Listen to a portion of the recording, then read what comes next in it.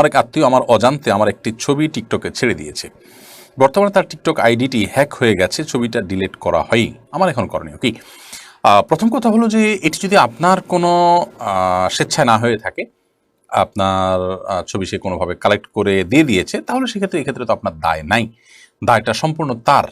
তারপরও আপনি কোনোভাবে কোনো টেকনোলজিতে যদি সম্ভব হয় এটাকে রিমুভ করার আপনি চেষ্টা করবেন, কিন্তু না করতে পারলে আপনার কোনো গুণ হবে না। আর যদি আপনি স্বেচ্ছায় তাকে দিয়ে থাকেন বা সেটা পোস্ট করেছে, আপনি জানতেন, আপনি সেটাকে সমর্থন করতেন, এই টাইপের ব্যাপার হয়, তাহলে সেক্ষেত্রে দায়িত্ব আপনার উপর আসেই। কিন্তু এখন যেহেতু সেটি আপনার হাতের নাগালে হয়ে গেছে, এখন আল্লাহর কাছে তওবা করা, মাপ ছাড়া জীবনে আর কখনো এরকম ভুল হবে না। এটা করা ছাড়া আর কোনো করণীয় নেই। এবং এক্ষেত্রে একই কথা প্রযোজ্য যে আপনার যদি সেই ছবিকে রিমুভ করার কোনো ওয়ে থাকে, আপনি সেই চেষ্টা করতে পারেন। এমনি শামীম হোসেন আপনি লিখেছেন, মসজিদের ইমাম সাহেবকে হুজুর বলা যাবে কিনা? হুজুর বলাতে কোনো অসুবিধা নেই। আমরা অনেকে এটা নিয়ে অহেতুক বাড়াবাড়ি করি। হুজুর শব্দের অর্থ যদিও উপস্থিত, আমরা অনেকে মনে করি যে একজন মানুষ অনুপস্থিত থাকলেও আমরা তাকে তার অগোচরে বলি হুজুর এসেছিলেন বা হুজুর চলে গিয়েছেন, তাহলে তিনি অনুপস্থিত, তাকে আমি উপস্থিত কিভাবে বললাম? এগুলো আসলে একেবারেই অমূলক কথা। কারণ হলো আসলে কোনো শব্দ দ্বারা যখন একটা বিশেষ মিনিং পরিভাষায় নেওয়া হয়, তখন এই শব্দের মূল অর্থ কি সেটা আর বিবেচ্য থাকে না। অর্থাৎ হুজুর বলতে এখানে একজন আলেম, একজন দিনদার, একজন ধার্মিক মানুষ, সম্মানীয় মানুষ, বাস এইটুকুই উদ্দেশ্য হয়ে থাকে। এখানে উপস্থিত অনুপস্থিতির ব্যাপারটা একেবারে গৌণ থাকে। আমরা অনেক কথা বলি যেগুলোর শব্দের অর্থ যদি খুঁজতে যাই, তাহলে দেখা যাচ্ছে শব্দের অর্থ কিছুই পাওয়া যাবে না। কিন্তু এটা দ্বারা যেটা বোঝাতে চাই সেটা পাওয়া গেলেই হলো। অতএব হুজুর বলতে আমরা বোঝাই যেটা, সেটা হলো মূল। ইন্নামাল আমালু বিন্নিয়াত। আমি কি উদ্দেশ্যে হুজুর বলছি হলো একজন আলেম, একজন দিনদার মানুষকে বোঝাবার জন্য, জাস্ট। অতএব হুজুর শব্দের অর্থ সেটাই, তো সেটা হতে কোনো অসুবিধার কিছু নেই।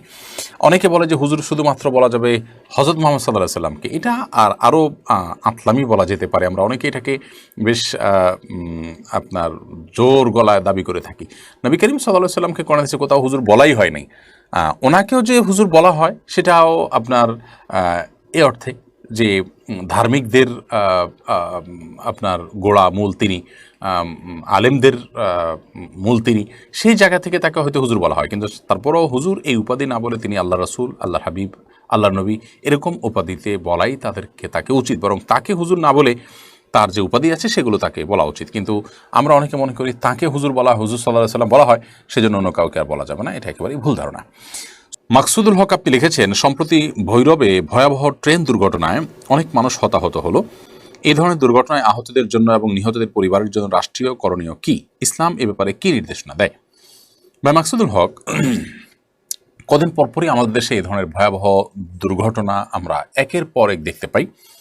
খুবই দুঃখজনক যে এগুলোর কোনো পরিবর্তন, অর্থাৎ এগুলোর হার কমা অথবা এগুলো বন্ধ হওয়ার কোনো নাম নিশান আমরা দেখি না। খুবই দুর্ভাগ্যজনক একটা বিষয় হলো, আমরা এমন একটা জনপদে বসবাস করছি, এমন একটা দেশে বসবাস করছি, এমন একটা রাষ্ট্রে বসবাস করছি, যেখানে আসলে অনিয়ম, বিশৃঙ্খলা এগুলো যেন নিত্য নৈমিত্তিক ব্যাপার।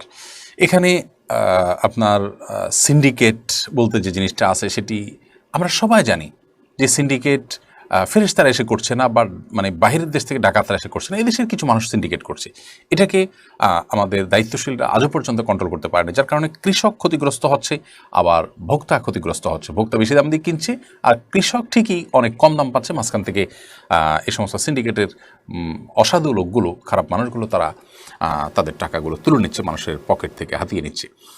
এইভাবে নানা রকমের অপরাধ আমাদের সমাজে আজ চলছে। খাদ্যের নামে বিষ সর্বত্র ছড়িয়ে আছে। আমরা কি খাচ্ছি প্রতিটা জিনিস নিয়েই আমাদের সংশয় সন্দেহে থাকতে হয়। ক্যান্সার, হার্ট অ্যাটাক এবং আপনার কিডনি রোগী এত পরিমাণ বাড়ছে দেশে যে ভয়াবহ থেকে ভয়াবহতর।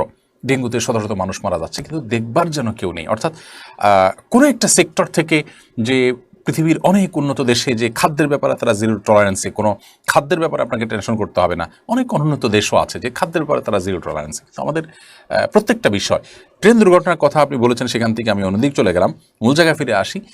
এই দুর্ঘটনাগুলো ঘটে, মানুষ মারা যায়, এগুলোর দায়িত্ব কেউ নেয় না। মানে এর চাইতে লজ্জাজনক কোনো অধ্যায় আর হতে পারে না।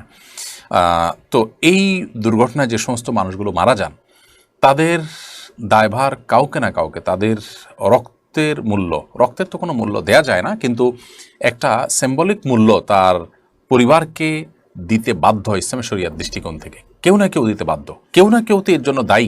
যিনি দায়ী, যে বা যারা দায়ী তিনি দিবেন। এখন যদি চালক দায়ী হন তাহলে সেক্ষেত্রে চালকদের অ্যাসোসিয়েশনকে বাধ্য করা হবে দিতে, অথবা তাদের কোনো ফোরাম থাকলে সেই ফোরামকে বাধ্য করা হবে দিতে। যদি মালিক পক্ষ দায়ী থাকে তাহলে মালিক পক্ষকে বাধ্য করা হবে দিতে, এবং প্রয়োজনে তার পুরো কোম্পানি সেল করে সে দিবে।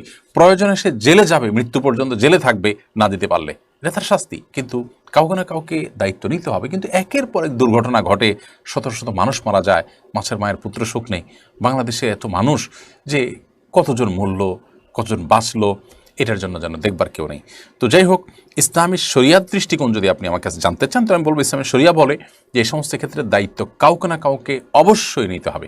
কোনো জীবন চলে যাবে আর কেউ দায়িত্ব নিবে না, এটা হতে পারে না। কিন্তু আমাদের দেশে এই ধরনের ঘটনাগুলো একের পর এক ঘটছে এবং কোনোভাবে এগুলো নিয়ন্ত্রণ করা যাচ্ছে না। তার অন্যতম প্রধান কারণ হলো এগুলোর কোনো দৃষ্টান্তমূলক শাস্তি হচ্ছে না, এর জন্য কাউকে দায়িত্ব নিতে বাধ্য করা হচ্ছে না। এই অনিয়ম এবং এই বিশৃঙ্খলার মধ্য থেকে আমরা কবে বের হতে পারবো, কবে নিষ্কৃতি পাবো, একমাত্র হাকামুল হাকিমিন রব্বুল আলামিন জানেন। আল্লাহ তাআলা আমাদেরকে সেই তৌফিক দান করুন, আমরা যেন এই গড্ডালিকা থেকে বেরিয়ে একটা সুশৃঙ্খল সমাজ পেতে পারি। এবং যে মানুষগুলো মারা গেলেন, আমরা দোয়া করি তাদেরকে আল্লাহ তাআলা শাহাদাতের মর্যাদা দান করুন। তাদের যে পরিবার, তাদের যে অপূরণীয় ক্ষতি হলো, আল্লাহ রাব্বুল আলামিন তাদেরকে সান্ত্বনা নসিব করুন এবং তাদের ক্ষতি পুষিয়ে নেওয়ার সর্বোত্তম বিকল্প তাদেরকে পাওয়ার তৌফিক আল্লাহ তাআলা দান করুন। জুবাইর আহমদ আপনি লিখেছেন, হুন্ডি ঠেকাতে এবং ক্রমবর্ধমান ডলার সংকট রোধ করবার জন্য রেমিটেন্সের উপর প্রণোদনা বাড়ানো হয়েছে। বিদেশ থেকে টাকা পাঠালে যে অতিরিক্ত প্রণোদনা দেওয়া হয়, এটা গ্রহণ করা জায়েজ হবে কিনা? এর আগে সরকার বিদেশ থেকে যে টাকা পাঠানো হতো ব্যাংকিং চ্যানেলে, সেটার উপরে 2.5% প্রণোদনা দিত। অর্থাৎ যে টাকা পাঠানো হতো তার সাথে শতকরা 2.5% করে অতিরিক্ত দেওয়া হতো, এবং সেটি এখন ডাবল করে 5% করা হয়েছে। অর্থাৎ আমি 100 টাকা পাঠালে অতিরিক্ত 5 টাকা আমি পাচ্ছি। তো এই যে অতিরিক্ত টাকাটা গভর্নমেন্ট দিচ্ছে, 2.5%কে বাড়িয়ে আবার সেটাকে 5% করেছে, এটি সম্পূর্ণ হালাল আমাদের জন্য, আমাদের প্রবাসী ভাই বোনদের জন্য। তারা এটি গ্রহণ করতে কোনো দ্বিধা করার কোনো প্রয়োজন নেই, এবং ব্যাংকিং চ্যানেলে টাকা পাঠিয়ে তারা এই প্রণোদনা গ্রহণ করতে পারে। শরিয়া দৃষ্টিকোণ থেকে কোনো সমস্যা নেই, কারণ এটি সুদ নয়। অনেকে অহেতুক এটিকে ভয় করেন, মনে করেন যে এটি সুদের অন্তর্ভুক্ত হতে পারে। মূলত এটি সুদ হওয়ার কোনো কারণ নেই। ব্যাপারটি এরকম যে আপনি যে কোনো একটি ভালো কাজ করলে আমি আপনাকে উপহার হিসেবে এটা দিলাম, এরকম ব্যাপারটা। অর্থাৎ আপনি হুন্ডিতে টাকা পাঠালে সেটা স্মাগলারদের হাতে, সেটা চোরাকারবারিদের হাতে, সেটা মানি লন্ডারিংয়ের সাথে জড়িতদের হাতে চলে যেতে পারে, এবং সেখান থেকে অনেক অন্যায় কাজ হওয়ার সমূহ আশঙ্কা অনেক জোরালো। তো সেই সব কাজ থেকে আপনাকে বাঁচাবার জন্য, আপনি যেন কোনো অন্যায়ের সহযোগী না হন, সেজন্য আপনাকে ব্যাংকিং চ্যানেলে টাকা পাঠাতে উৎসাহিত করা হয়। তাছাড়া ব্যাংকিং চ্যানেলে টাকা পাঠানোর মাধ্যমে আপনার নিজেরও ট্যাক্স ফাইলে আপনি এটা প্রদর্শন করতে পারবেন, যেটা রেমিটেন্স এবং বাহির থেকে আনা টাকা, সেটার সুবিধা আপনি ভোগ করবেন। তো সব মিলিয়ে আপনাকে একটা ভালো কাজের জন্য উপহার বা পুরস্কার দেওয়া হচ্ছে, প্রণোদনা দেওয়া হচ্ছে, উৎসাহিত করা হচ্ছে, এটা সম্পূর্ণ হালাল। আপনাকে যে কোনো ভালো কাজের জন্য আমাকে ভালো কাজের জন্য আপনি উপহার দিতে পারেন, পুরস্কার দিতে পারেন, এটার মধ্যে হারাম হওয়ার কোনো কারণ থাকতে পারে না।